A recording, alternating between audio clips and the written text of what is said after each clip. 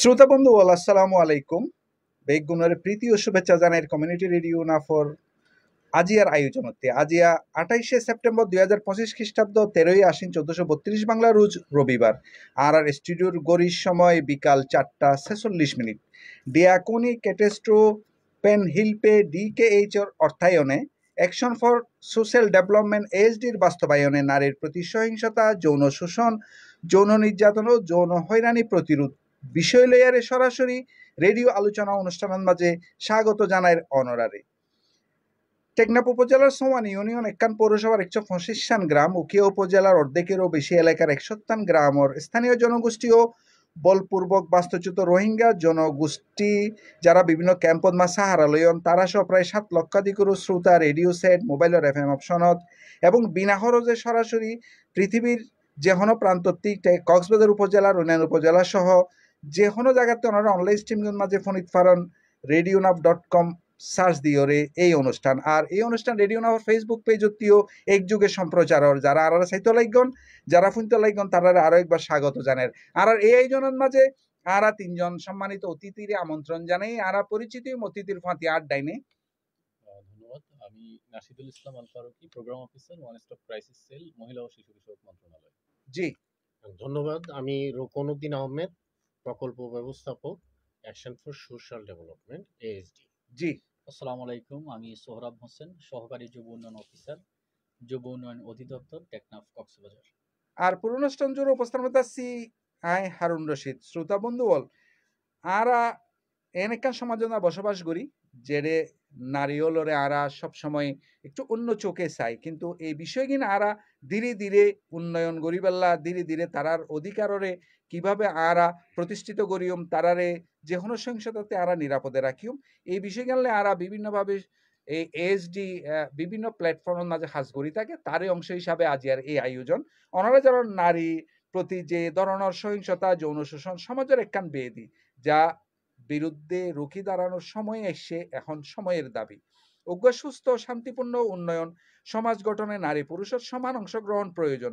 এতলাই বলি প্রয়োজন সচেতনতা সহ মর্মিতা ও কার্যকর পদক্ষেপ। নারী হলরে শুধু মমতার প্রতীক নয় বরং একখান শক্তিশালী সমাজ নির্মাণের হিসাবে মর্যাদা দেওয়াই সত্যিকারের প্রগতিশীলতার পরিচয়। আলোচনা শুরু করতাম চাই। প্রথমে আলোচনা শুরু করিম জনাব নাশিদুল ইসলাম আল ফারুকির দিয়ারে। আরা জানতে চাই নারীর প্রতি সহিংসতা বলতে কি বোঝে আর ইনোর প্রকার বেত্তান কি কি। আচ্ছা, ধন্যবাদ রেডিও নফকে এরকম প্রোগ্রাম আয়োজন করার জন্য এবং এএসডি কে যারা এই আয়োজনের সাথে সম্পৃক্ততা রয়েছে। আমরা আসলে নারীর প্রতি সহিংসতা বলতে বিষয়টা যদিও টার্মটা জেন্ডার বেসড ভায়োলেন্স মূলত, কিন্তু আমাদের মতো দেশের বাংলাদেশের প্রেক্ষাপটে আসলে হয়ে গেছে জেন্ডার বেসড ভায়োলেন্স মানে নারীর প্রতি সহিংসতা। এর কারণটা হচ্ছে মূলত জিবিবি বলতে আমরা যেটা বুঝি সেটা হচ্ছে দুর্বলের কর্তৃক সবলকে শাসন, শোষণ, নিপীড়ন। এই তো আমার দেশ যেহেতু ধরেন পিতৃতান্ত্রিক সমাজ, আমাদের দেশ এই সমাজটা যেহেতু পিতৃতান্ত্রিক সমাজ, এখানে সাধারণত পুরুষরাই সবল থাকেন বিধায় নারীর প্রতি এক ধরনের সবসময় একটা অবদমন প্রক্রিয়া চলমান থাকে এবং এর দ্বারা নারী সবসময় দেখা যায় সহিংসতার শিকার হন। তো নারীর যে সহিংসতাগুলো আছে নারীর প্রতি, সহিংসতার মধ্যে দেখা যায় যে শারীরিক নির্যাতনের শিকার হন, মানসিক নির্যাতনের শিকার হন, যৌন নিপীড়নের শিকার হন, অ্যাসিড সন্ত্রাসের শিকার হন, অথবা অ্যাসিড বার্নের বিভিন্ন প্রকারভেদ আছে সেগুলোর শিকার হন। এর বাইরে বাল্যবিয়ে টেকনাফের মতো জায়গায় স্পেশালি যেটা বাল্যবিয়ে এবং যৌতুক, এই ধরনের এই সহিংসতাগুলোর শিকার আমরা প্রতিনিয়তই হচ্ছি। এবং এই সহিংসতার ক্ষেত্রে দেখা যায় যে এক ধরনের অ্যাকসেপ্টেন্স থাকে, মানুষ মনে করে যে একটা অধিকার মনে করেন।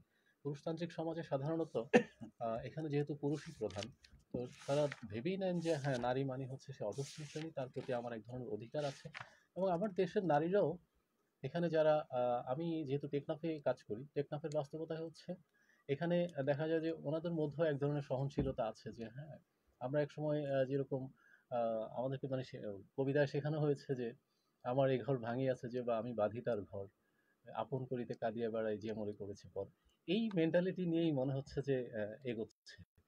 অথচ এখন সময় এসেছে যে না, আমার এটা প্রতিরোধ করার, এই সহিংসতাকে আমরা আর অ্যাকসেপ্টেন্স না দিয়ে সহিংসতাকে কিভাবে প্রতিরোধ করা যায় এবং সমাজে একটা স্ট্যাবিলিটি আনা যায়, সমাজকে কিভাবে স্থিতিশীল করা যায়, এই সময়গুলো এসেছে। কিন্তু তদুপরি দেখা যায় যে মানুষের মধ্যে এক ধরনের নিজেদের মধ্যে অসচেতনতা এবং নিজেদের মধ্যে দৃষ্টিভঙ্গিটুকু এভাবে গড়ে ওঠে নাই যে এই এটার প্রতিরোধ করবেন। ঠিক একইভাবে দেখা যায়, আমি যেটা বলছিলাম যে নারীরাও একটা তারা এটা অ্যাকসেপ্টেন্স দিচ্ছেন। তারা যেমন অনেকে আমি জিজ্ঞেস করি যখন অফিসে আসেন যে হ্যাঁ আপনি এই যে সহিংসতার শিকার হয়েছে একবারে তো হয়নি, তাই না? ঘটনা কতদিনের? জি। দেখা গেলো ১ বছরের, ২ বছরের, ৫ বছরের। তাইলে এই এতদিন পর্যন্ত কিভাবে হয়েছেন? এখন তখন দেখা যায় যে ওনাদের হ্যাঁ, ওকে, সে মনে করেন যে আমি একটা অন্যায় করেছি, ওকে আমাকে মারতে পারে। আমাকে সে শারীরিকভাবে নির্যাতন করতে পারে। এই যে এক ধরনের এই চিন্তার জায়গায়, এই যে দৃষ্টিভঙ্গিটুকু, সে মনে করছেন আমি মারতে পারি, এবং পুরুষও ঠিক একইভাবে মনে করেন যে ওকে, সে অন্যায় করেছে মানে হচ্ছে আমার মারার অধিকার আছে। আমি তাকে শারীরিক নির্যাতনের অধিকার আছে, মানসিকভাবে নির্যাতনের অধিকার আছে। এই যে অধিকার বোধ সে মনে করে, এই যে চিন্তার জায়গায় এই যে বিষয়গুলো আসে, এখান থেকে কিন্তু সহিংসতার মূল মানে ভিত্তিটা শুরু হয়। তো একটা পর্যায়ে হয় কি, এই সহিংসতার আসলে একটা সাইকেল আছে, বিভিন্ন একটা চক্র আছে। এই যখন সহিংসতাটা শুরু হয়, এরপরে একটা সময় দেখা যায় যে হ্যাঁ, সে দেখা গেলো একটু ভালো হয়েছে। ও মনে করে যে একটু স্পেস দেই। মনে হচ্ছে যে হ্যাঁ, ভালো হয়ে যাবে। হয়তো আজকে হচ্ছে, কালকে হয়তো আবার এটা থাকবে না হয়তো। এই যে অ্যাকসেপ্টেন্স হচ্ছে, পুনরায় কিন্তু এই মানে এই যে চক্রটা, হ্যাঁ? যে সাইকেলটা চলে, এই সাইকেলে কিন্তু এরপরে আবার যখন এটার একটা ম্যাচুরিটি পর্যায়ে যায়, পুনরায় আবার কিন্তু সহিংসতার শিকার হচ্ছে একই ব্যক্তি। এবং এই সহিংসতার শিকারগুলো শুধুমাত্র যে শারীরিক নির্যাতন হচ্ছে তা না। এখানে মানসিক নির্যাতনের শিকার হচ্ছে। অনেক সময় দেখা যায় যে অ্যাসিড ভায়োলেন্স হয়ে যাচ্ছে, যৌন নিপীড়ন হচ্ছে। আপনার অর্থনৈতিকভাবেও শোষিত হচ্ছে, এক্সপ্লয়েট হচ্ছে। এর বাহিরে আপনার যেটা বললাম যে টেকনাফের সবচেয়ে যে ভয়ংকর যে রূপ, সেটা হচ্ছে যৌতুক এবং আপনার বাল্যবিয়ে।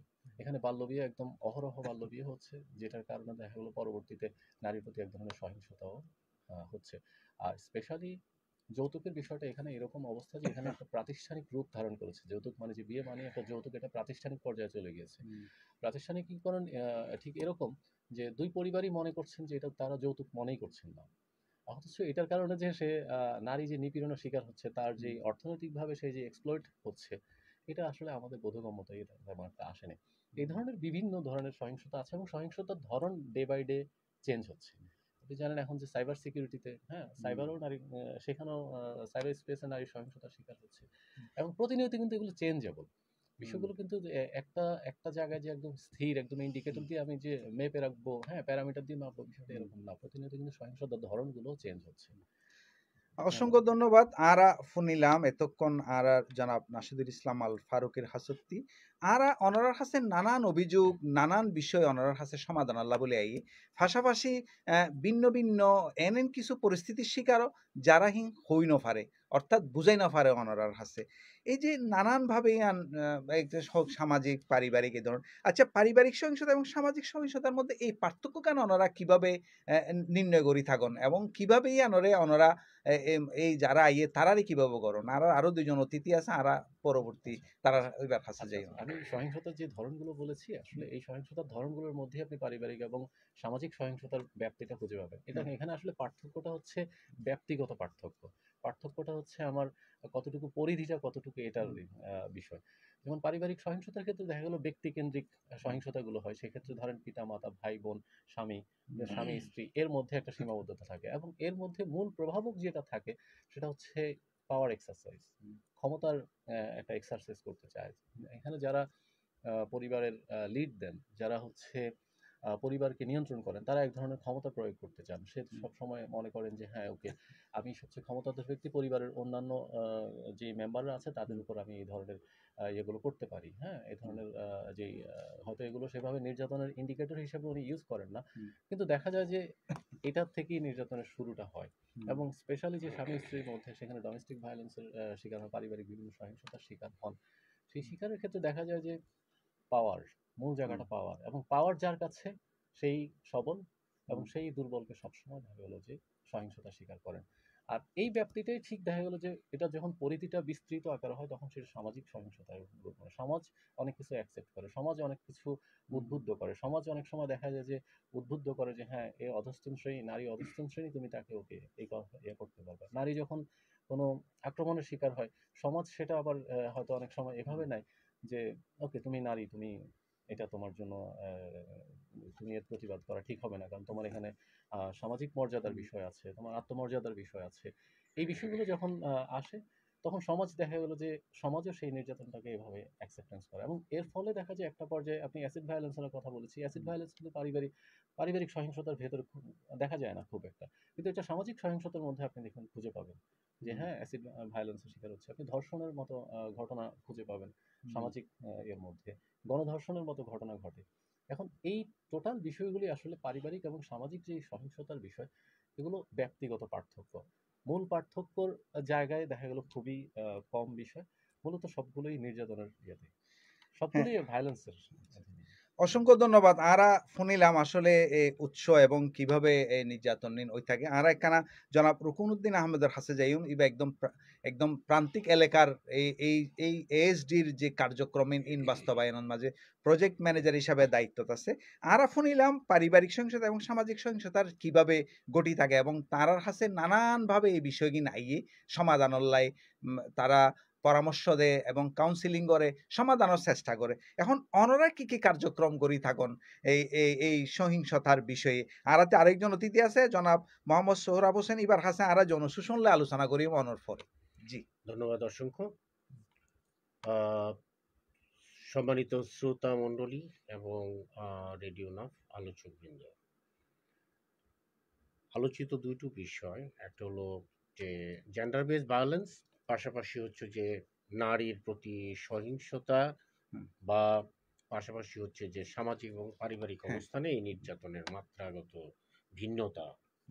এই ব্যাপকতায় যে নাশিদুল ইসলাম আল ফারুকি ভাই সাহেব যে মন্তব্যগুলো করেছেন, সবগুলোই সমাজের বর্তমান চিত্র। এই যে চিত্রটা, এটা আমাদের পারিবারিক এবং সামাজিক সুখ শান্তি এবং সম্প্রীতির বিরুদ্ধে। আমরা যেহেতু action for social development ASD, যেহেতু একটা সুন্দর পরিবার এবং সমাজ ব্যবস্থাকে দেখতে চায়, সেই জন্যে এএসডি অনেক রকমের পরিকল্পনা কমিউনিটিকে ঘিরে, কমিউনিটি বিভিন্ন গ্রুপ বা দল কমিটি, বিভিন্ন কমিটিকে ঘিরে আমাদের নিবিড় পরিকল্পনা আছে, এবং গভীরভাবে আমরা এই পরিকল্পনাগুলো তাদের নেতৃত্বেই, তাদের অংশগ্রহণেই বাস্তবায়ন করে যাচ্ছি। এখন আমাদের কার্যক্রমে এখানে যে আলোচনাটায় ছোট্ট অনেকগুলো পয়েন্ট আসছে, শারীরিক, মানসিক এবং অর্থনৈতিক, পাশাপাশি হলো যৌনভিত্তিক যে নির্যাতন বা নিপীড়ন গুলো আছে, বা এখানে যে সহিংসতার চক্র কথা যিনি বলেছেন, আর এইগুলোর মূল কারণ কিন্তু আমাদের সামাজিক সংস্কৃতির মানে অপচর্চা। বলা যায় যে যৌতুক, বউকে পিটানো, নারীকে অসম্মানের দৃষ্টিতে দেখা, তারপর হল নারীকে অধস্তন হিসেবে মনে করা এবং জোরপূর্বক বিয়ে দেওয়া বা বাল্যবিবাহ দেওয়া, এই বিষয়গুলো যদি সমাজ থেকে কিছু কমে, পরিবার চর্চায় কমে যায়, তাহলে কিন্তু সহিংসতা কমবে। পাশাপাশি এখানে ইনি যে কথাগুলো বলেছেন যে ব্যক্তিকেন্দ্রিক এবং যে এটার যে প্রভাব, তার মানে হলো যে একজন ইচ্ছা করেই তার ক্ষমতাকে কাজে লাগাতে চায়, মনে করে আমি বড় আর একজন হলো ছোট। তাহলে পারস্পরিক শ্রদ্ধাবোধ এবং ভালোবাসা, স্নেহ, মায়া, মমতা, এগুলো যেখানে পরিবারের একটি উল্লেখযোগ্য বৈশিষ্ট্য, যেমন অধ্যাপক ম্যাকাইভার যে পরিবারের যে বৈশিষ্ট্যগুলোর কথা বলছেন, সেগুলো আমাদের এখন কিন্তু পরিবারে নেই। এখন এই ধরনের শূন্যতার কারণে, এই ধরনের উজ্জ্বল বৈশিষ্ট্যগুলোর অনুপস্থিতির কারণে পরিবারে অনেক বিশৃঙ্খলা হয়, ভাইয়ে বোনে কলিশন হয়, ভাই ভাই হয়, বোনে বোনে হয়, পাশাপাশি সবচেয়ে বেশি হয় স্বামী স্ত্রীর মধ্যে। তো এই যে স্বামী স্ত্রীর এত সুন্দর সৌহার্দ্য এবং সম্প্রীতির যে বন্ধন, এখানে এই যে শারীরিক, মানসিক, তারপর হলো একে অপরকে অবহেলা করা, অশ্রদ্ধা করা, এই যে অযাচিত বিষয়গুলো একে অপরের প্রতি দোষ চাপিয়ে দিয়ে মানসিকভাবে কষ্ট দেয়া, এগুলোর পিছনে আমাদের যে কাজ, আমরা কমিউনিটি ভিত্তিক অনেক রকমের সেশন করে থাকি, মিটিং করে থাকি, এবং কমিউনিটি পর্যায়ে অন্যান্য যে প্রতিষ্ঠানগুলো আছে, সেই প্রতিষ্ঠানগুলোর সাথে আমাদের যোগসাজশের মাধ্যমে সরকারের যে নিয়ম নীতিগুলো আছে, সেগুলোর জন্য আমরা কমিউনিটি পর্যায়ে ব্যাপকভাবে প্রচারণা চালিয়ে যাচ্ছি। আজকের এই যে পরিসর, আমরা যেখানে বসে আছি, হুম, এরই প্রেক্ষিতে যে কথা বলছি, হুম, এটাও কিন্তু আমাদেরই একটা উদ্যোগ। আপনাদের এই মাধ্যমকে আমরা ব্যবহার করে আমরা চাই যে আমাদের লক্ষিত জনগোষ্ঠী যেন এই ধরনের বিশৃঙ্খল পরিস্থিতি থেকে তাদের যেন উত্তরণ ঘটে, এবং পাশাপাশি যেন তারা পরিবারের স্নেহ মায়া মমতার বন্ধনে হুম। সমাজকে সুন্দর কিছু উপহার দেয়। এএসডি এই জায়গায় সক্রিয়ভাবে কাজ করে যাচ্ছে। অসংখ্য ধন্যবাদ অনার কাছে। আবারও আড়াইশো আর আরেকজন অতিথি আছে জনাব সোহরাব হোসেন। এবারে আরা ফুনতো চাইম এবারে যৌন শোষণ বলতে আসলে আরা কি বোঝে, আর যৌন শোষণ ও যৌন নির্যাতনের মূল কারণ কি বলে অনেক মনে করেন, যেহেতু যুবকলের হাজ করেন যুবকলরে এই ধরনের প্রবণতা কেন বেশি দেখা যায়? আপনাকে ধন্যবাদ জানাচ্ছি রেডিও নাফকে, এবং আমার সাথে দুজন সহ আলোচক আছেন। আমি দুজনের বক্তব্য শুনেছি এবং খুব গঠনমূলক বক্তব্য ওনারা দিয়েছেন, খুব সুন্দর কথা বলেছেন। আমি আমার দুজন সহ আলোচককেও ধন্যবাদ জানাচ্ছি, এবং যারা শুনছেন আমাদেরকে এই মুহূর্তে এবং দেখছেন সবাইকেই শুভেচ্ছা জানাচ্ছি আমাদের প্রোগ্রামে অংশগ্রহণের জন্য। প্রথমেই আমার পরিচয় আপনি দিয়েছেন। আমরা জানি যে যৌন শব্দটার সাথে একটা বয়সের সম্পর্ক থাকে। অবশ্যই একটা মানুষ বা একটা ছেলে বা একটা মেয়ে একটা নির্দিষ্ট বয়সের পরে গিয়ে তার মধ্যে যৌনতার একটা ব্যাপারটা চলে আসে। আমাদের হিসেব অনুযায়ী সেটা তরুণের মধ্যে পড়ে যায়, যুবকের মধ্যেই পড়ে যায়, এবং যে উচ্ছৃঙ্খলতাটা আমরা দেখি সেটা তরুণ বয়সেই দেখি। এখন এইখানে শোষণ বলতে আমরা বেসিক্যালি কি বুঝি? শোষণ বলতে এখানে একটা থিমেটিক আইডিয়া তৈরি করা হয়, এবং সেই আইডিয়ার ভিত্তিতেই আমরা কাউকে বশ বানানো যে ব্যাপারটা থাকে সেটা হয়। যেমন আমার কাছে একটা রিসোর্স আছে, সেটা আমি শেয়ার করতে চাই, এবং যার সাথে আমি শেয়ার করতে চাচ্ছি তার এই রিসোর্সটা প্রয়োজন। এই যে আমার একটা সুযোগ রিসোর্স শেয়ার করার, এর মধ্য দিয়ে আমি তার কাছ থেকে যেটুকু দিতে চাই যৌনাকাঙ্ক্ষা বিষয়ক, সেগুলোই হচ্ছে শোষণ। আমরা যদি আরো দেখি যে এটা এমন হতে পারে যে আমি কাউকে চাকরির প্রলোভন দেখাচ্ছি, প্রলোভন দেখিয়ে আমি তাকে যৌন আকাঙ্ক্ষা আমি তার সাথে ইয়া করলাম, এটা শোষণের অন্তর্ভুক্ত হতে পারে।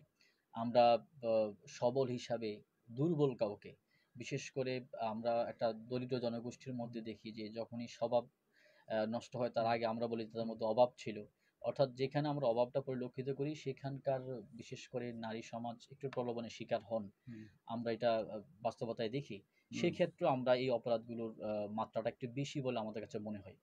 এবং আমরা যদি নির্যাতনের দিকে যাই, যে শোষণ করার পরে যেখানে আমরা জোরপূর্বক চেষ্টা করি যে আমি এতদিন ধরে চেষ্টা করছিলাম, পারছি না।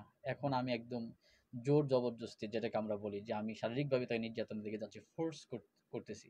সেক্ষেত্রে আমরা সেটাকে নারী বা যৌন নির্যাতনের পর্যায়ে নিয়ে যেতে পারি। এবং আমরা সর্বশেষ যেটা বলি হয়রানি, সেটা হচ্ছে যে এটা যে আমরা অনেকটা টিজিং বলতে পারি, যে আমরা একটা মেয়ে রাস্তা দিয়ে যাচ্ছে, তাকে দেখে আমি একটা ব্যাড কমেন্ট করলাম, তাকে দেখে টিজ করলাম, একটু বাঁকা অঙ্গভঙ্গি করলাম, আহ, তাকে তার চলনে বলনের মধ্যে আমি একটা যৌনতা খুঁজে পেলাম।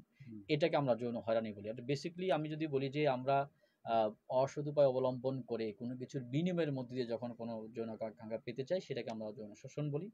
এবং আমরা যখন সেখানে ফোর্স করি, আমি শক্তিশালী দেখিয়ে দুর্বলের উপর আক্রমণ করার যে ক্ষমতারটা ব্যবহার করে যেই আমরা যৌন আকাঙ্ক্ষাটা মানে নিজের মধ্যে নিয়ে আসতে চাই, সেটাকে আমরা যৌন নির্যাতন বলে থাকি। এবং আলটিমেটলি বিশেষ করে সহকর্মীদের ক্ষেত্রে বা একটা ওয়ার্ক এনভায়রনমেন্টের মধ্যে নারী সহকর্মীদের মধ্যে থেকে আমরা নর্মালি যেটা করি যে চোখের একটা বক্রতা থাকে, কথা বলার মধ্যে একটা ইঙ্গিত থাকে, যৌনতার ইঙ্গিত থাকে, সেগুলোকে আমরা যৌন হয়রানি বলি। আহ, এই হচ্ছে মূলত সংজ্ঞা আর কি এগুলো। ধন্যবাদ আপনাকে। হ্যাঁ, ধন্যবাদ। তাহলে এই যে এই নারীর প্রতি যে যৌন শোষণ যৌন নির্যাতন প্রতিরোধে আসলে সচেতনতা বাড়াইতে কি পদক্ষেপ লওয়া যাইতে পারে বলে মনে করেন? পদক্ষেপ তো আসলে আমরা প্রতিটা রাষ্ট্রই তো একটা সার্বভৌম রাষ্ট্র, নিজেদের আইন তৈরি করারও অধিকার থাকে এবং সেগুলো প্রয়োগও করার অধিকার থাকে। কিন্তু আলটিমেটলি আমরা দেখি যে আইনের শাসন যে পরিমাণে থাকা দরকার ছিল সেই পরিমাণ আইনের শাসন সব দেশে নাই। বিশেষ করে উন্নয়নশীল যে রাষ্ট্রগুলো আছে, কিংবা আমরা আহ, এখন যে 46 কান্ট্রিজ আছে যারা লিস্ট ডেভেলপমেন্ট কান্ট্রিজ, অনুন্নত দেশ, সেই দেশগুলোতে আইনের শাসনের পরিমাণটা খুবই কম। সেক্ষেত্রে আমরা চাইলেই একটা ওভারঅল মানে একটা প্যারামিটার তৈরি করে আমরা এগুলোকে ইলিমিনেট করতে পারি। যেমন আমরা একটা সামাজিক আন্দোলন শুরু করতে পারি যে আমার সমাজের ভিতরে আমাদের নারী আছে, আমাদের পুরুষ আছে, আমাদের শিশু আছে, আমাদের মা আছে, বাবা আছে। আল্টিমেটলি যেখানে কোনো একটা নির্দিষ্ট ভূখণ্ডের ভিতর যখন মানুষ থাকে, তখনই সেখানে কিছু আইনের প্রয়োজন হয়, তখন সেখানে যে নিয়ম বিধির প্রয়োজন হয়। মরুভূমিতে যেহেতু কোনো মানুষ নাই, সেখানে যেহেতু কোনো সরকার নাই, সেখানে স্বাভাবিক অবস্থায় অন্যায় অত্যাচার এগুলো আসবে না। সুতরাং যেখানে মানুষ আছে এবং সে মানুষগুলোকে নিয়ন্ত্রণের জন্য আইন রয়েছে, সেখানে আমরা অন্যায়গুলো দেখি। সেক্ষেত্রে সামাজিকভাবে প্রথমে আমাদেরকে একটু সোচ্চার হতে হবে। এখন সামাজিকভাবে সোচ্চার হওয়ার আগে সিঙ্গেল ইউনিট হিসেবে প্রত্যেকটা পরিবারকে সোচ্চার হতে হয়, এবং একটা পরিবারকে সোচ্চার হওয়ার আগে ইন্ডিভিজুয়ালি প্রত্যেকটা মানুষকে সোচ্চার হতে হয়। আর এই মানুষকে সোচ্চার হওয়ার জন্য তার মধ্যে নৈতিক বোধ, নৈতিক জ্ঞানটা বেশি গুরুত্বপূর্ণ। আমি মনে করি একটা সমাজের মধ্যে প্রত্যেকটা মানুষের মধ্যে যদি নৈতিক বোধ আসে যে এটা আমার মায়ের মতো, এটা আমার বোনের মতো, এটা আমার আদরের সন্তান, আমার মেয়ের মতো, তবে আমার মধ্যে এই যৌন শোষণ, যৌন হয়রানি, যৌন নির্যাতনের যে বিষয়গুলো, সেগুলো স্বাভাবিকভাবে একটা মানুষ নিজে যখন মোটিভেটেড হবে, তখন একটা একটা করে সিঙ্গেল মানুষ যখন মোটিভেটেড হবে, এক একটা পরিবার মোটিভেটেড হয়ে যাচ্ছে, এবং আলটিমেটলি একটা সমাজ, সুন্দর একটা সমাজ আমরা নির্মাণ করতে পারি। এটা একটা দিক, সামাজিক দিক। একই সাথে আমরা অর্থনৈতিক দিক বিবেচনা যদি করি, আমরা অর্থনৈতিক সুযোগ সুবিধা দেওয়ার ক্ষেত্রে গিয়ে যৌন, আমরা এরকম দেখি, অসংখ্য দেখছি যে অর্থনৈতিক সুবিধা পাওয়ার ক্ষেত্রে গিয়ে যখন সে আলটিমেট সুবিধাটা পাচ্ছিল না, তখন সে এটাকে বলছে আমার উপরে যৌন নির্যাতন করা হয়েছে। কিন্তু প্রথম দিকে কিন্তু বিষয়টা এরকম ছিল না। তার মানে আমরা অর্থনৈতিকভাবে যদি একটা সমাজকে বিল্ড আপ করতে পারি, সুগঠিত করতে পারি, পুনর্গঠিত করতে পারি, তাহলে আমরা এই যে যৌন নির্যাতন ও অন্যের উপর ডিপেন্ডেন্সি, যেটা যে ডিপেন্ডেন্সি করতে গিয়েই বেসিক্যালি আমি যৌন নির্যাতন বা নিপীড়নের শিকার হচ্ছি, সেখান থেকে আমি বেরিয়ে আসতে পারবো। এটা দুই নাম্বার দিক, অর্থনৈতিক দিক। এর বাহিরে আমরা যদি আমাদের ধর্মীয় দিক বিবেচনা করি, আমাদের ধর্মীয় দিক থেকে কি বলা আছে যে সব থেকে বড় অপরাধ যদি বলেন আপনি পৃথিবীতে, তাহলে সেটা হচ্ছে সবচেয়ে ঘৃণ্য অপরাধ, সেটা হচ্ছে এ যৌন রিলেটেড অপরাধ, যেটার শাস্তি পৃথিবীতেও হয় এবং পরবর্তীতে হয়। এমন কোনো শাস্তি নাই চুরিয়ে জানা ছাড়া যেগুলো এত ভয়াবহ শাস্তি পৃথিবীতে হয়। তো সেই ইসলামিক দৃষ্টিকোণ থেকে যদি বিবেচনা করি, আমরা যদি প্রত্যেকটা পরিবারের মধ্যে নৈতিক দিকগুলো, ইসলামী নীতি এবং নৈতিকতার বিষয়গুলো যদি ফুটিয়ে তুলতে পারি, আমরা আশা করি পরিবারগুলো ইসলামী দৃষ্টিকোণ থেকেও অনেকটা যৌন নির্যাতনের শিকার হওয়া থেকে বেরিয়ে হয়ে আসতে পারবে। এর ৩ নম্বর দিক গেল। আমি প্রথমে বললাম সামাজিক দিক, বললাম ব্যক্তিগত বা পারিবারিক অর্থনৈতিক দিক বললাম, এবং ইসলামিক দিক বললাম। রাজনৈতিক একটা দিক আছে। আপনি রাজনীতির দিকটা দেখেন, কিছু কিছু রাজনীতির প্রেক্ষাপট গড়ে উঠে, আমরা শাহবাগী বলি, আমরা ওই শাপলা চত্বরের গ্রুপ বলি। এই যে রাজনৈতিকভাবে প্রণোদনা দেওয়ার একটা ব্যাপার স্যাপার থাকে নির্দিষ্ট একটা সেগমেন্টকে, আবার কিছুটা নির্দিষ্ট আরেকটা সেগমেন্ট আছে যারা সবসময় ওইটাকে নিরুৎসাহিত করে। এখন যৌন নির্যাতন বা যৌন হয়রানি বা যৌন শোষণের শিকার হয় কোন কারণে, সেগুলোকে যদি রাজনৈতিকভাবে মোকাবেলা করা হয় এবং সেগুলোকে যদি জাতীয় পর্যায়ে পত্র-পত্রিকায়, যারা আমরা সুশীল সমাজ মনে করি, সমাজের উৎকৃষ্ট, দেশের উৎকৃষ্ট মানুষ মনে করি, তারা যদি এই বিষয়গুলোকে উপস্থাপন করে এবং মানুষকে সত্যিকার অর্থে মেসেজটা দিতে পারে যে এগুলি হচ্ছে যৌন শোষণের ক্ষেত্রে, নির্যাতনের ক্ষেত্রে, হয়রানির ক্ষেত্রে অন্যতম প্রধান কারণ, তাহলে আমরা সেগুলো খুব সহজেই আইনের শাসন প্রয়োগের মধ্য দিয়ে মিটিগেট করতে পারি। অসংখ্য ধন্যবাদ। আবারও জনাব রুকনউদ্দিন আমাদের কাছে যাই। এই যে শুনিলাম যৌন শোষণ, যৌন নির্যাতনের বিষয়ে এসডি কি কি বিষয়গুলো লইয়ার হাজ করে, যার কারণে নারীর প্রতি যৌন শোষণ বন্ধে ভূমিকা রাখে? অসংখ্য ধন্যবাদ আবারও আপনার এই তারপর আবার আলোচনার জনাব প্রাসঙ্গিকতায়। নাশিদুল আল ইসলামের কাছে আবারও ফিরে এসেছি, আর বাকি হতাগিন ফোনিবেল। প্রাসঙ্গিকতায় আমি অ্যাকশন ফর সোশ্যাল ডেভেলপমেন্ট বা এএসডির দুটো পলিসির কথা এখন মনে পড়ছে। নাশিদুল ভাই যখন বলছিলেন যে নারীর প্রতি সহিংসতার বিষয় বা জেন্ডার বেস ভায়োলেন্সের ইস্যুটাকে যখন টেনে এনেছেন, তখন আমাদের মনে হয়েছে যে আমাদের কিন্তু একটা জেন্ডার মানে জেন্ডার পলিসি আছে।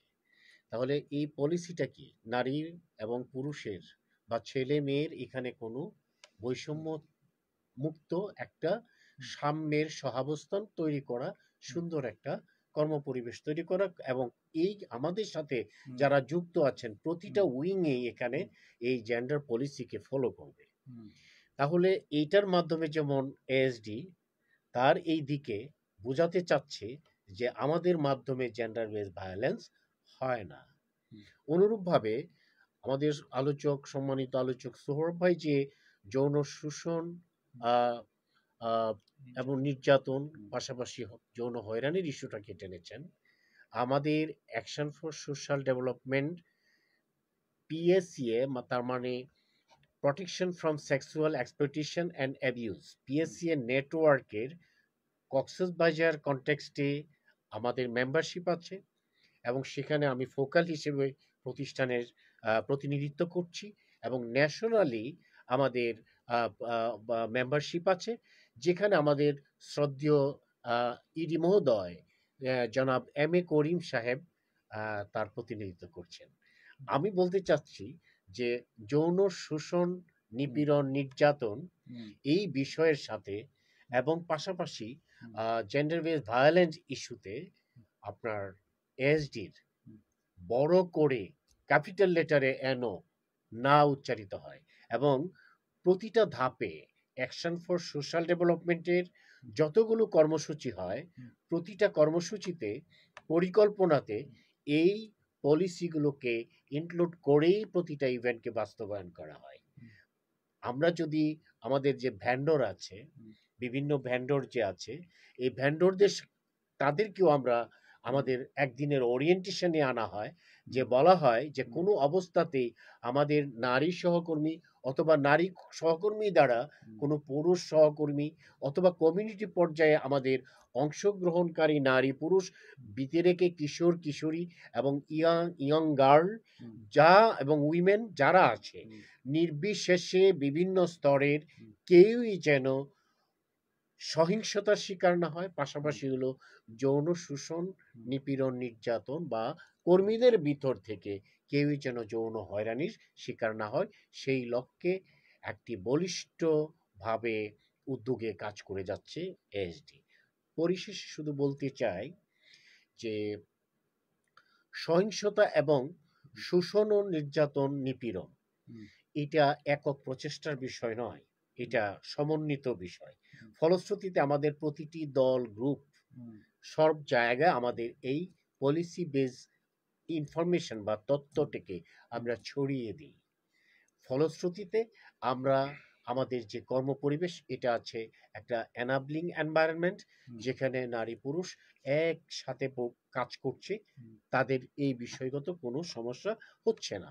অনুরূপভাবে গ্রাম ভিত্তিক যে আমাদের বা ইউনিয়ন ভিত্তিক, উপজেলা ভিত্তিক বিভিন্ন স্তরে আমাদের যে প্রকল্পে অংশগ্রহণকারী যারা আছেন তাদের সাথেও আমাদের এই মেসেজটা যথাযথভাবে প্রদান করা হয় এবং তারাও তাদের অবস্থান থেকে সজাগ হয়ে থাকে। ফলশ্রুতিতে এখানে আমাদের সহিংসতা বা শোষণ নির্যাতনের বিষয় নেই। সেখানে শুধু যে শোষণের যে ক্ষমতার যে বিষয়, এখন সুপারভাইজার বা পাওয়ারফুল কেউ এখানে এটা অ্যাপ্লাই করবে এটা সুযোগ নেই, কারণ কমিউনিটি পর্যায়ে আমাদের অভিযোগ বক্স আছে। এই অভিযোগ বক্সে যখন তারা কোনো অভিযোগ করবে সেটা আমাদের কাছে চলে আসবে, দেন ওনার যে যৌন শোষণ নিপীড়নের বিষয়, এটা হয়রানি আমাদের কর্মীবৃন্দের ভিতরেও যে ইয়াটা আছে যে তারা এটা এই বিষয়টাতে উভয়ই সজাগ সচেতন এবং এটা ফোকাল পার্সন আছে সিএফআরএম, যে হ্যাঁ এখানে ফিডব্যাক অ্যান্ড রেসপন্স যে মেকানিজম আছে, মানে complain feedback and response mechanism, এই সিএফআরএমটা আইএসসিজি দ্বারা স্বীকৃত। সেখানে একটি শক্তিশালী একটা বডি এখানে কাজ করছে এবং এটার পাশাপাশি আমাদের পিএসসিএ পলিসির কি আছে, আমাদের একটা মানে ইনভেস্টিগেশন টিম আছে, একটা কমিটি করা আছে। সো এটার সুযোগ আমাদের মাধ্যমে নেই, বিধায় এসডির এই স্বচ্ছতাকে আমরা যদি প্রতিষ্ঠান পর্যায়ে, প্রাতিষ্ঠানিক পর্যায়ে, পাশাপাশি কমিউনিটি পর্যায়ে ছড়িয়ে দিতে পারি তাহলে আমার মনে হয় এটা অনেকটা নিরসন হবে। মানে কতটুকু সফলতা আনায়নে সক্ষম হই বলে অনেক মনে করেন এটা একেবারে, এটা যদি আপনি একেবারেই শেষের কোশ্চেনটা, এটা আমার মনে হয় যে একেবারে সফলতার, যেহেতু অনেক কার্যক্রমের কথা হই না, তাহলে সফলতা যেহেতু সফলতার বিষয়টা হলো সফলতা এবং ব্যর্থতা একই প্রসঙ্গের দুটো ভিন্ন দিক, একটার আরেকটা বিপরীত। প্রেক্ষাপটটা হচ্ছে যে আমরা ব্যর্থ হই নাই, আর সফলতা 100% সফলতা তো কোনো বিষয়ে থাকে না, যদি থাকতো তাহলে এই সমস্যা নিয়ে আজকে আলোচনা হতো না। কিন্তু এএসডির প্রেক্ষাপটে আমরা এটা বলতে পারি এখন পর্যন্ত কমিউনিটির কোনো পর্যায় থেকে আমরা যেহেতু এরকম কোনো অভিযোগ পাই নাই, হুম। পাশাপাশি আমাদের নারী প্রতিনিধিরা বা নারী প্রতিনিধি দ্বারা কোনো পুরুষ প্রতিনিধিও যেহেতু এই ধরনের হুম। হেনস্থার শিকার হয়েছে, হয়রানির শিকার হয়েছে, এরকম কোনো বিষয় আমরা জানি না। হুম। কাজে আমরা মনে করছি যে আমাদের মেসেজটা যথাযথভাবে কমিউনিটি পর্যায়ে গিয়েছে। হুম। পাশাপাশি হলো আমাদের কর্মীবৃন্দের মধ্যেও রয়েছে। হুম। এই যে বিচ্ছুরণ হুম। মানে ছড়িয়ে দেওয়ার যে হুম। চেষ্টা, অন্তত সেটাতে সফলতা হয়েছে। হুম। আর যদি ব্যর্থতা হলো, যদি এরকম কোনো কেস আমাদের কাছে আসে এবং কাউকে যদি আমাদের টার্মিনেট করতে হয় হুম। অথবা অন্য কোনো শাস্তি দিতে হয় অথবা এর চেয়েও জঘন্যতম কারণে অন্য কোনো প্রতিষ্ঠানের সাথে যদি লিঙ্কেজ করে তার শাস্তিটাকে ত্বরান্বিত করার জন্য হুম। বা উদ্যোগ নিতে হয়, তখন আমরা বুঝবো যে আমরা কিছুটা হলেও ব্যর্থ হয়েছি। আমরা এটা বলতেই পারি যে এসডি এখন পর্যন্ত এই মাত্রায় অনেকটা সফলতার জায়গায় আমরা আমাদের এই সুনামকে অক্ষুণ্ণ রাখতে চাই। আমরা আমাদের এই এই যে সুখ্যাতিটাকে বা আমাদের এই ভালো বৈশিষ্ট্যটাকে আরো এগিয়ে নিয়ে যেতে চাই। অসংখ্য ধন্যবাদ। আবারও সময়ের স্বল্পতার মাঝে অনরার কাছে আবার আয় ফিরে আইসুম। এতে অনরার জাইনতো চাইম অনরার এই যে আহ, পরামর্শ অথবা শ্রুতললা কোনো পরামর্শ আছে কিনা ইয়ান শেষ পর্যায়ে আইসুম। আয় আবারও জনাব নাশিদুল ইসলাম আল ফারুকের কাছে আইলাম। ইয়ান হইলে বাংলাদেশের যে নারীর প্রতি সহিংসতার হার কিভাবে পরিবর্তন হর আর নারীর প্রতি সহিংসতা প্রতিরোধে সরকারি কি কি উদ্যোগ গ্রহণ করছে এবং অনর মাধ্যমে আর শ্রোতা বন্ধু কোনো পরামর্শ আছে কিনা এই বিষয়ে। আচ্ছা, অনেকগুলো প্রশ্ন একসাথে করে ফেলছি। আচ্ছা, তো যাই হোক, আহ, নারীর প্রতি সহিংসতার আসলে মাত্রা আমাদের দেশে যদি বলি সেটা ঊর্ধ্বমুখী, এটা নিম্নমুখী না, মানে সবসময়ই ঊর্ধ্বমুখী হচ্ছে। আর এর যদি আপনার গবেষণার দেখা যাচ্ছে প্রতি ৩ জনে একজন নারী হচ্ছে ভায়োলেন্সের শিকার, নির্যাতনের শিকার। তো আমাদের যে রিপোর্টিং গুলো আছে, আপনি যদি খেয়াল করেন আমাদের নিউজ পেপার আর মিডিয়া আর সর্বশেষ আমাদের মাননীয় প্রধান উপদেষ্টার যে স্ট্যাটাস, সেখানেও দেখবেন যে অপরাধের যে প্রতিবেদন দেওয়া হয়েছে, সেই প্রতিবেদনে দেখবেন আপনি ধর্ষণ এবং নারী নির্যাতন এই যে ইয়েগুলো আছে, প্রতিবেদন আছে, সেটা দেখবেন যে ঊর্ধ্বমুখী, সবসময় ঊর্ধ্বমুখী হচ্ছে এবং প্রতি বছরে প্রতি মাসে এটা বাড়ছে, ক্রমান্বয়ে বাড়ছে। যেখানে আমরা অনেকেই কাজ করছি নিম্নমুখী হওয়ার কথা, কিন্তু এটা ডে বাই ডে উপরের দিকেই যাচ্ছে। তো সেখানে দেখা যায় যে আপনি প্রতি বছর প্রায় ৫,০০০ উপরে ধর্ষণের মামলাই হয়ে থাকে। তাহলে রিপোর্টিং যদি এই অবস্থা হয়, রিয়েল সিনারিও কি অবস্থা? আর এটা আমি আরো সহজে যদি একদম বলি, আমি যখন ওসিসিতে প্রথম জয়েন করেছি, তখন আমি এক্সাক্ট সংখ্যাটা বলবো না, কিন্তু তখন আমি যেই পরিমাণ সেবা প্রার্থী আসতো, এখন তার ৮-১০ গুণ সেবা প্রার্থী বেশি আসে। এটা হয়তো ওসিসির সেবার জায়গায় পরিবর্তন হয়েছে, সেটাও হতে পারে। আবার ভায়োলেন্সের শিকার নারী হ্যাঁ, সংখ্যা। সংখ্যা বাড়ছে, এটাও হতে পারে। তো আসলে বরাবরই ঊর্ধ্বমুখী আমরা দেখছি। আমরা চেষ্টা করছি এটা যতটুকু কমিয়ে আনা যায়। রোকন ভাই যেটা বললেন যে 100% সফলতা আসলে কোনো কিছুতেই সম্ভব না। বাস্তবতা হচ্ছে আমরাও টু কমব্যাট ভায়োলেন্স, এটাকে কিভাবে কমিয়ে আনা যায় সেই চেষ্টাটা করছি। তো আমি একটু মাঝখানে একটু বলে নেই, সৌরভের একটা কথা, একটা জায়গায় আমি মানে একটু বলবো করি আগ্রহ ইয়া লাগছিল। এমন একটা টার্ম উনি ইউজ করেছেন, হ্যাঁ, গুরুত্বপূর্ণ বিষয় খুবই, যেটা যে আমাদের একটা রাজনৈতিক ট্যাগিং দেওয়ার প্রবণতা, যে শাহবাগী ও শাপলা চত্বরের, হ্যাঁ, বিষয়টা আমার একটু খুব টেনেছে আর কি। তো এই যে এক ধরনের আসলে আমি শুধু এইটুকু বলতে চাই, সৌরভ ভাই খুব সুন্দরভাবে উপস্থাপন করেছেন।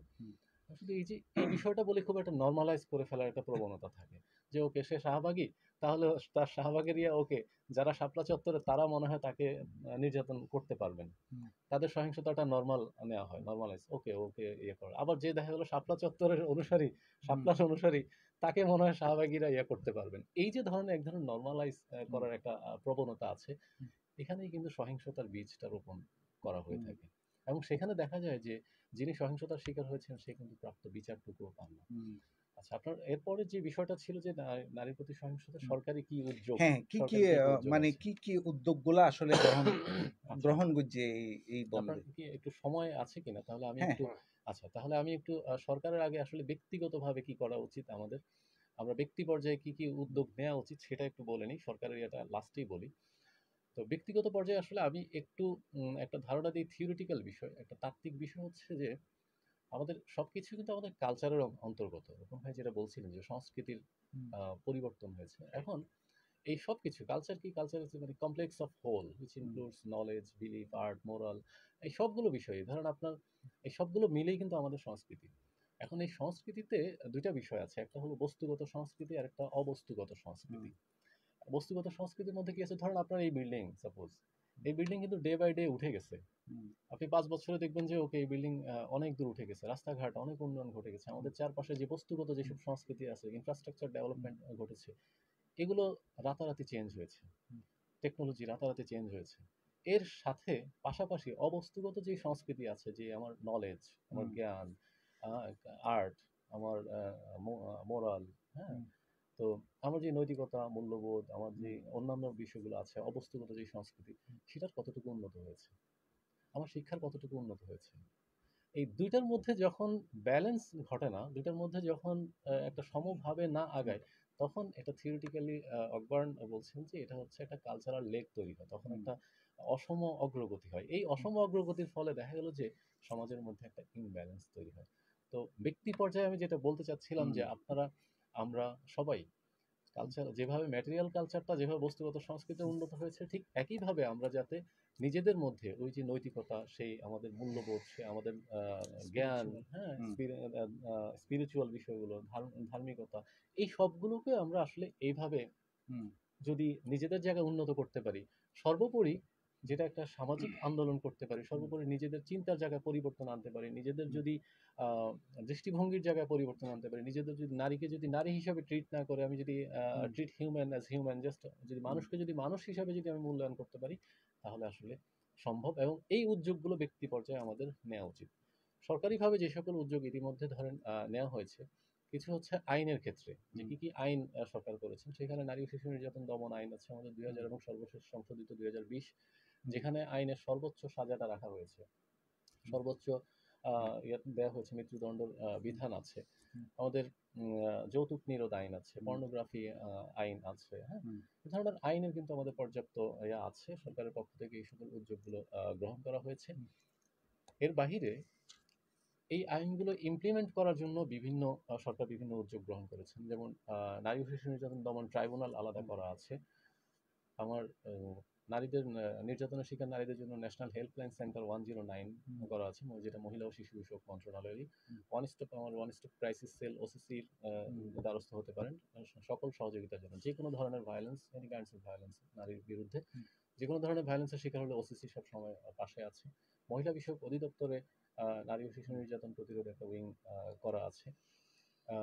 থানায় আমাদের যে ইয়েগুলো আছে, হ্যাঁ, পুলিশ স্টেশন নিকটস্থ, সেখানে একজন নারী ও শিশুর জন্য আলাদা ডেস্ক আছে। এবং সর্বোপরি নারী ও শিশুর জন্য সরকারের উদ্যোগ, প্রচুর উদ্যোগ, অনেকগুলো উদ্যোগই আছে এবং ইমপ্লিমেন্টেশন আছে। কিন্তু এরপরও হয়তো এইবার প্রশ্ন করবেন, তাহলেও এত কেন? এখন ব্যাপার হচ্ছে আমাদের নির্যাতনের মাত্রা আরো বেড়েছে। সরকার যতটুকু নিয়েছে, উদ্যোগ নিয়েছে, মাত্রাটা দেখা গেল ডে বাই ডে আরো বাড়ছে, যে কারণে সংকুলন সম্ভব হয় না। এখন সরকারি যে ইয়েগুলো আছে, সরকারি যে সকল প্রসেস মেনটেন করতে ধরেন এগুলো করতে হয়, বাস্তবায়ন করতে হয়, এগুলো আসলে একটু সময় সাপেক্ষ। এত সহজে ধরেন রাতারাতি আপনি যে ড্রামাটিক চেঞ্জ হয়ে যাবে, রাতারাতি যে আমি একটা কিছু করে ফেলবো, সমাজটাকে টোটালি একদম ড্রামাটিক চেঞ্জ করে দিব, বিষয়টা এরকম না, বিষয়টা এরকম সম্ভবও না। তো এটাকে আমরা কিভাবে যত কমিয়ে আনা যায়, এই যে উদ্যোগগুলো নিয়েছে, সেই উদ্যোগগুলোর আবার গ্যাপ কোথায় আছে, সেই গ্যাপগুলো যাতে সরকার খুঁজে বের করে, সেই গ্যাপ, ওই গ্যাপে আবার নতুন করে কি ইমপ্লিমেন্ট করা যায়। তো এগুলো ডে বাই ডে আসলে উদ্যোগ গ্রহণ করা হচ্ছে এবং আরো হয়তো হবে, ভবিষ্যতে হয়তো আরো হবে। এবং যেটা আমি একদম প্রথমে বলে আসছিলাম, যে আমাদের নির্যাতনের মাত্রাগুলো একদম নির্দিষ্ট না, এটাকে নির্দিষ্ট ইন্ডিকেটর দিয়ে একদম মাপা যায় না, এখানে প্রতিনিয়ত চেঞ্জ হচ্ছে। আপনি দেখেন আমাদের সাইবার স্পেসে যখন হলো, তখন সাইবার সিকিউরিটি আইন হয়েছে। হ্যাঁ, এখন এই সাইবার সিকিউরিটি ধরেন আইন একসময় ছিল না, সাইবার স্পেসও ছিল না, সাইবার স্পেসের না যে হয়রানির একটা বিষয় থাকতে পারে, এটাও কখনো মাথায় ছিল না। কিন্তু এখন এসেছে, আবার উদ্যোগও নেওয়া হয়েছে। কিন্তু এই উদ্যোগগুলো নেওয়ার ক্ষেত্রে আরো ফলপ্রসূ কিভাবে করা যায়, আরো কিভাবে এগুলোর যে গ্যাপগুলো আছে এগুলো মিনিমাইজ করা যায়, এসব ক্ষেত্রে সরকার হয়তো আরেকটু উদ্যোগী ভূমিকা পালন করবেন। এবং যে নির্যাতিত শিকার নারীরা যারা আছেন, তাদেরকে কিভাবে সোশ্যাল সেফটি নেটের আওতায় নিয়ে আসা যায়, সরকার এই ধরনের উদ্যোগ গ্রহণ ইতিমধ্যে করেছে অনেক ক্ষেত্রে এবং ভবিষ্যতেও করবেন বলে আশাবাদ ব্যক্ত করছি। তো ধন্যবাদ। অসংখ্য ধন্যবাদ। আরা আবার একটু জনাব সোহরাব হোসেনের কাছে যাইতেছে। আরা জানি আর প্রত্যেক পরিবারের মাঝে শিশুওয়াল আছে। এই শিশুওয়ালের যৌন নির্যাতন হতে রক্ষা করতে আসলে অভিভাবক হলতে কি দায়িত্ব পালন করা ফুরিব অনে যদি সংক্ষিপ্ত আকারে হইতেন, এবং পাশাপাশি আর আরেকখান বিষয় হলো যারা এই ধরনের নির্যাতনের শিকারও আসলে তারা মানে শিকার হলে কি করা উচিত? আপনাকে ধন্যবাদ। আপনি ২ টা প্রশ্ন করেছেন। যদি ১ম সংক্ষিপ্ত আকারে হইতেন হ্যাঁ, আর জি, নির্ধারিত আমরা সময়। খুবই সংক্ষেপে বলব। জি ২ টা প্রশ্ন করেছেন। একটা প্রশ্ন হচ্ছে যে পরিবারের কি করা উচিত হুম, শিশুদের এই যৌন নির্যাতন বা শোষণ থেকে রক্ষা হুম, পাওয়ার জন্য? আ এটা একটা, এবং তারা যদি আসলেই হুম, শিকার হয়ে যায় তাহলে ওদের করণীয়গুলো কি, কি? হুম, কি, কি প্রতিকার ওরা পেতে পারে কোথায়, কোথায় গিয়ে? দেখেন, আমরা ছোটবেলায় যখন ক্লাস 3-4 এ পড়াশোনা করি, আমরা কিন্তু ছেলেমেয়েরা একসাথে খেলাধুলা করতাম। হুম, আমরা সন্ধ্যার পরে যদি একসাথে ঘুরতাম কেউ নিষেধ করতো না। কিন্তু হুম, যখনই ৬ষ্ঠ শ্রেণীতে উঠছি তখন আমি যদি হুম, সন্ধ্যায় বাজারে যাই, হুম, তখন ওই মেয়েটাকে যেতে দেওয়া হয় না। ওকে বলা হয়, "তুমি নারী, তুমি যেতে পারবা না।" হুম, এই ১ম মেয়েটা জানলো যে সে নারী। হুম, তার গঠনগত দিক পরিবর্তন সেটা বাই বর্ন সে এরকম। বাট সে ১ম জানলো যে সে নারী, তার সন্ধ্যার সময় বের হওয়া যাবে না। হুম, আমরা যখন আ আ কোথাও বিশাল খেলাধুলা দেখতে যাই, অনেক ক্রাউড যেখানে থাকে সেখানে যেতে পারছি। সেখানে একটা মেয়েকে বলা হয় যে, "তুমি সেখানে যেতে পারবা না, বিকজ তুমি নারী।" হুম, এই যে প্রত্যেকটা জায়গায় তাকে এই কথাগুলো বলা হচ্ছে, তার মানে আসলে তাকে শিক্ষা দেওয়া হচ্ছে, "তুমি নারী।" তোমার মধ্যে এমন কিছু পরিবর্তন শারীরিকভাবে, গাঠনিকভাবে তোমার হুম, জীবনের মধ্যে এমন কিছু পরিবর্তন আছে যে পরিবর্তনগুলোর সাথে ওইটা নয়, অন্য কিছু যাচ্ছে। যেমন আমরা মেয়েদেরকে বলি যে মেয়েরা সংসারে বেশি শোভা পায়। হুম, এই কথাটার সাথে আমার সাথে অনেকই দ্বিমত হয়। এর পিছনে অনেক লজিক আছে। আমি সারারাত সারাদিন লজিক দিতে পারব। কেন একটা মেয়েকে ঘরে শোভা পায় হুম, সবথেকে বেশি এবং সে সবচেয়ে বেশি ভূমিকা রাখতে পারে ঘরে বসে। যদি আপনি অর্থনৈতিক বিবেচনা করেন তাও রাখতে পারে। কিন্তু যৌনভাবে একটা মেয়েকে আ আমরা এখন পাঠ্যপুস্তকের কথা বলি যে পাঠ্যপুস্তকে সেক্স এডুকেশন এড হুম, করা হোক। আমরা দেখিয়েছিও বিগত সালগুলোতে বইয়ের ভিতরে পিরিয়ড নিয়ে কথা বলা হয়েছিল। তো এগুলো কি আপনাকে যৌন শোষণ, হয়রানি, নির্যাতনকে রোধ করতে পারছে? এটা যে ছেলেটা জানতো না, এখন সে জানতে পারল। হুম, মেয়েটার এই গোপন সমস্যা। কিন্তু একটা সময় কি সমস্যাগুলো ছিল না? ছিল। যে মা এই প্রবলেমটা ফেস হুম, করেছে, সে তার মেয়ের দায়িত্ব নিয়ে নিয়েছে। যে বড় বোন এই প্রবলেমটা ফেস করেছে, সে তার ছোট বোনের দায়িত্ব নিয়েছে। এটা খুব নেচার একটা বিষয়। হুম, আমাদের পুরুষের ক্ষেত্রে, আমাদের নারীর ক্ষেত্রে এই সমস্যাগুলো, জৈবিক সমস্যাগুলো হবে। পরিবার যদি সন্তানকে বলে দেয় যে এই কাজগুলো যখন করবে এটা হচ্ছে ব্যাড টাচ আর এটা হচ্ছে গুড টাচ। তুমি বুঝবা যখন তোমাকে এভাবে তাকাবে এটা হুম, হচ্ছে খারাপ নজর। আর যদি তোমাকে এভাবে তাকায় এটা হচ্ছে ভালো নজর। এই প্রত্যেকটা বিষয়ে বাবা-মা সন্তানকে দিতে হবে এবং খুব পজিটিভলি দিতে হবে। হুম, আমরা অনেক সময় কি করি এই বিষয়গুলো না সন্তানদের সাথে আলোচনা করতে লজ্জা পাই। আল্টিমেটলি এমন একটা অবস্থা তৈরি হয় যখন আমরা নিজেরা সমাজে আর লজ্জার মুখ দেখাইতে পারি না। হুম, সেজন্য যেটা করতে হবে শিশুদেরকে যৌন হয়রানি থেকে, যৌন শোষণ থেকে, নির্যাতন থেকে রক্ষা করার জন্য বাবা-মা সচেতন ভূমিকা পালন করতে হবে এবং হুম, তাদেরকে সবসময় এই বিষয়গুলোকে জানাতে হবে যে তোমার স্কুলে তোমার বন্ধু আছে, একসাথে তুমি বসে নাস্তা করতেই পারো। কিন্তু এমন যদি পরিস্থিতি সৃষ্টি হয়, তুমি বুঝবা যে তার উদ্দেশ্যটা, মোটিভটা ছিল খারাপ। হুম, তোমার এই বান্ধবী তোমাকে এখানে নিয়ে যাচ্ছে, দ্যাটস ওকে ফাইন। তুমি হুম, যেতেই পারো। কিন্তু যদি এরকম কোনো কাজের অফার তোমাকে করে, হুম, তোমাকে বুঝতে হবে যে এটা একটা অন্যায়, এটা যৌন রিলেটেড কোনো একটা কাজ। এভাবে আমরা চাইলে শিশুদেরকে আমাদের মেইন স্ট্রিমে স্বাভাবিক জীবনে ফিরিয়ে নিয়ে আসতে পারি। এখন যদি সে শিকার হয়ে যায়, তারা সবচেয়ে ভালো বলতে পারবে নাশিদ ভাই যে কিভাবে তারা সেবা পেতে পারে। হুম, তবে আমি যেটা মনে করি যে একটা মানুষকে এর আগে সচেতন হইতে হবে। যেমন আমি হুম, যদি না জানি যে আমি এই প্রবলেমটা ফেস করলে কি, কি সুবিধা সরকার থেকে আমি পেতে পারি, হুম, উপজেলা পর্যায়ে কোন দপ্তরে এই সেবাটা আমাকে দিচ্ছে, হুম, থানায় কোন নাম্বারে আমাকে ফোন করতে হবে, হুম, এই ব্যাপারে সমস্যার সমাধান পাওয়ার জন্য কোনো হটলাইন নাম্বার আছে হুম, কিনা, আমার কাছে পরিচিত কোনো সাংবাদিক বৃন্দ আছে কিনা যাকে আমি ফোন দিয়ে এখন জানাইতে পারবো, হুম, অথবা আমার পরিচিত কোনো অ্যাডভোকেট আছে কিনা যার হুম, থেকে আমি একটু পরামর্শ নিতে পারবো। এইগুলো জানার জন্য একটা ফ্যামিলির একটা সদস্যকে, একজন নারীকে বিশেষ হুম, করে যারা ভালনারেবল বেশি, হুম, তাদেরকে এই বিষয়গুলো সচেতন হতে হবে। সেজন্য হুম, অ্যাওয়ারনেস সেশনগুলো আমাদের স্কুলে, আমাদের মসজিদে, আমরা যদি ইমাম সাহেব যদি এই বিষয়গুলো নিয়ে কথা বলেন, কোথাও কোনো সেমিনার হয়েছে মাদক হুম, বিরোধী, সেখানেও একটু আমরা এই বিষয় নিয়ে কথা বললাম।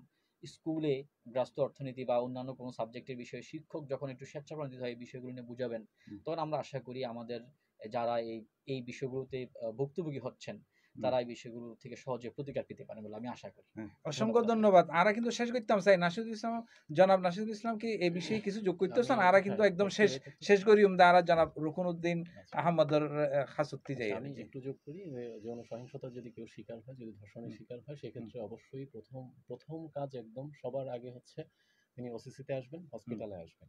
হসপিটালে এসে তার প্রথমত হচ্ছে সে ডিএনএ প্রোফাইলিং এর জন্য ডিএনএ স্যাম্পল আমরা হুম। ওসিসি থেকে কালেক্ট করি।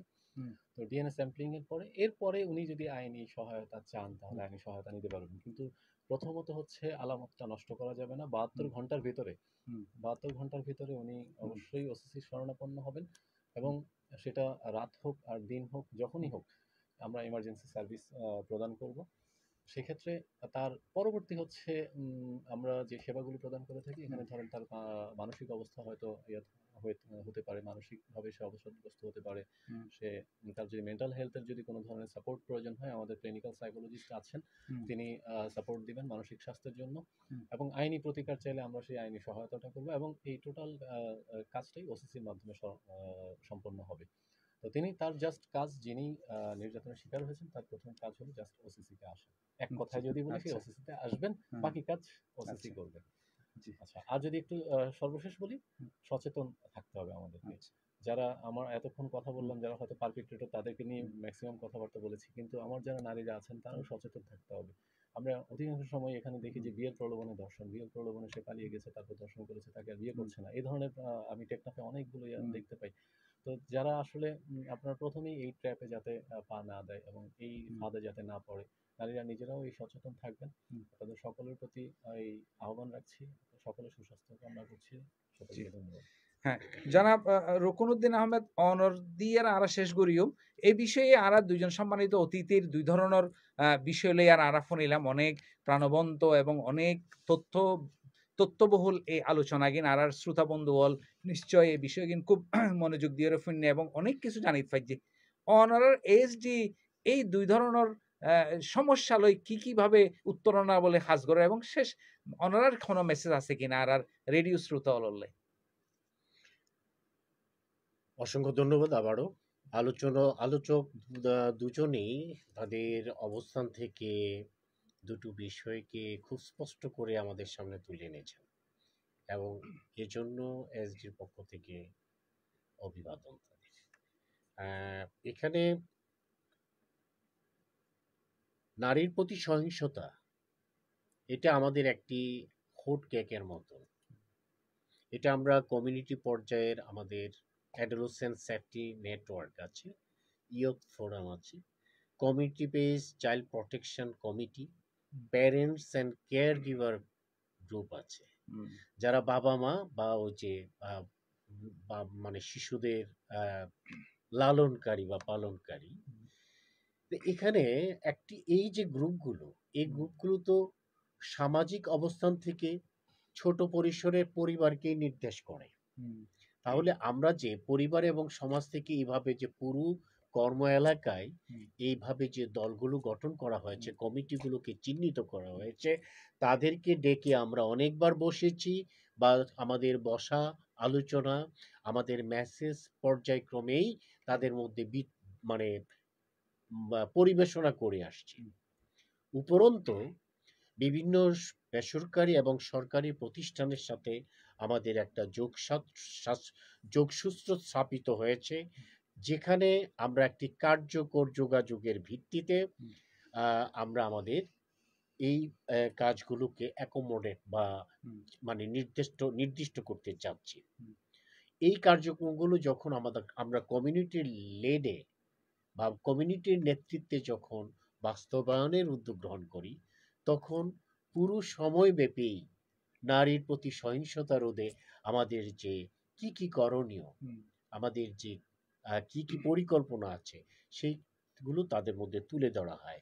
অনুরূপভাবে যৌন শোষণ নির্যাতন পাশাপাশি হলো একটি কর্মপরিবেশে নারী পুরুষের মধ্যে বৈষম্য নিরোধে বা একদমই করার জন্য যে যৌন হয়রানির যে ইস্যুটা আমরা এইভাবে কাজ করে যাচ্ছি। আমাদের এখানে যেখানে হয় ওয়ার্কশপ হচ্ছে, সেমিনার হচ্ছে, আমরা কমিউনিটি পর্যায়ে বিভিন্ন সেশন করছি।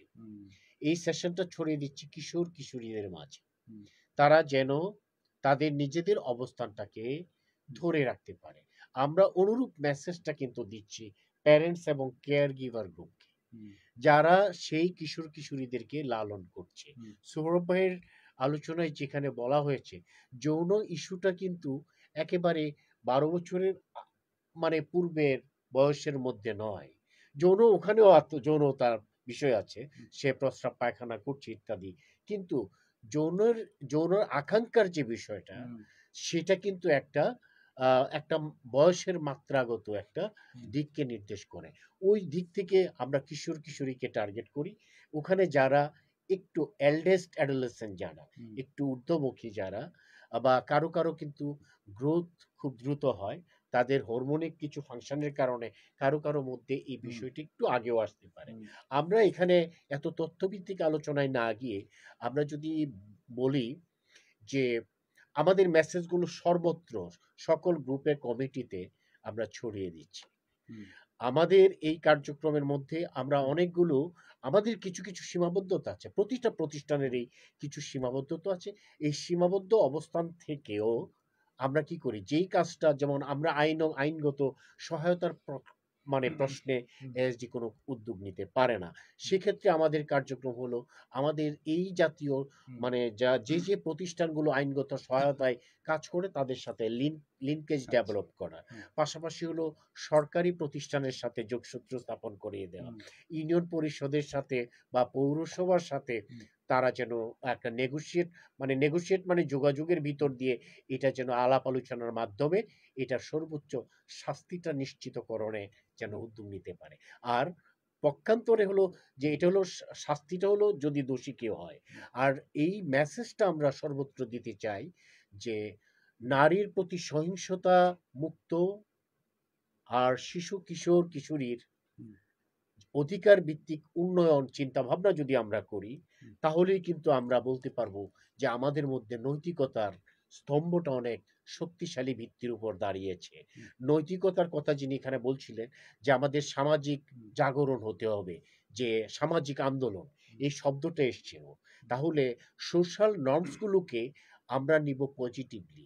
আমাদের সামনে যে নর্মসগুলো আছে নেগেটিভ, সেটাকে আমরা আনবো সামনে এনে, তারপরে আমরা এটাকে চিহ্নিত করে এইগুলোর পিছনে কি কি সমস্যা আছে, কি কি উদ্যোগ নিলে পরে আমরা এই সমস্যাগুলোকে সমাধান করতে পারবো, সেটা একটা সামাজিক আন্দোলনের ব্যাপার।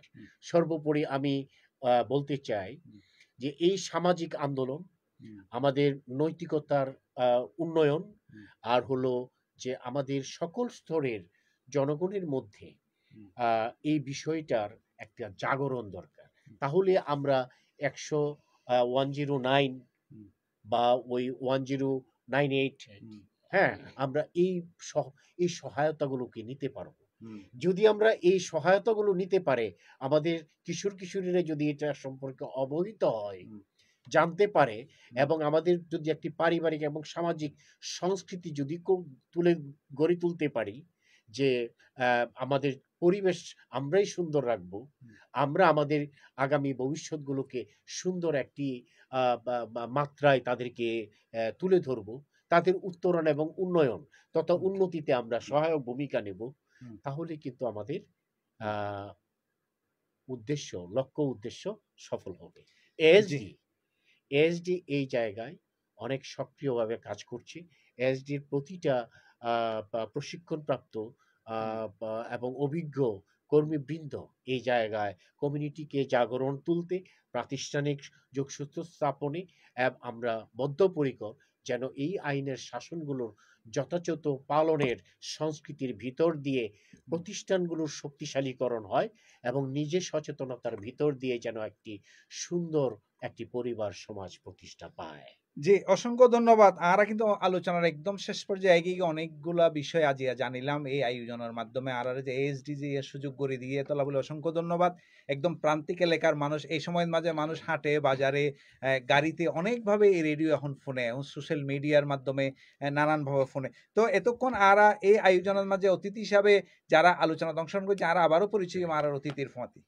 আমি Nashidul Islam Al Faruki, programme officer, one stop crisis cell, মহিলা ও শিশু বিষয়ক মন্ত্রণালয়। জি, অসংখ্য ধন্যবাদ আবার সবাইকে।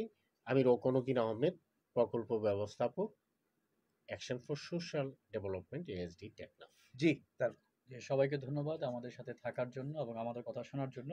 এই মুহূর্তে আমরা বিদায় নিচ্ছি। আমি সোহরাব হোসেন, সহকারী যুব উন্নয়ন অফিসার টেকনাফ। হ্যাঁ, শ্রোতা বন্ধু অনরা এতক্ষণ শুনিলাম ডিয়াকনি ক্যাটাস্ট্রোফ অ্যান্ড হিলপে ডিকেএইচর অর্থায়নে অ্যাকশন ফর সোশ্যাল ডেভেলপমেন্ট এএসডির বাস্তবায়নে নারীর প্রতি সহিংসতা, যৌন শোষণ, যৌন নির্যাতন ও যৌন হয়রানি প্রতিরোধে সচেতনতা বৃদ্ধিমূলক সরাসরি রেডিও আলোচনা অনুষ্ঠান প্রচারিত এই কমিউনিটি রেডিও নাফ 99.2 FM আর উপস্থাপনা ছিলাম আই হারুন রশিদ। হতইব আগামী পর্বত মাঝে বেগুনে ভালো থাকুন, সুস্থ থাকুন এই কামনায় আল্লাহ হাফেজ।